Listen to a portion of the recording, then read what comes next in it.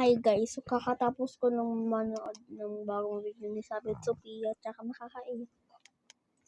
Muntik na nga ako naiyak, kaya pininas ko na lang sa mata ko kasi ako umiyak ng diretso.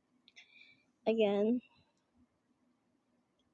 itong dalawa, lahat ng mga videos nila parang nakakahiyak naman, kaya taganood ko lagi ng videos, lagi ako naiyak, di ko alam bakit, kung bakit na lang nag-iyak, kasi nakakahiyak lahat sila eh.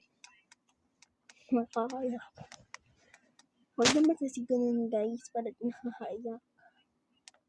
Kaya ayun naging lahat. Baka ito yung bagong video.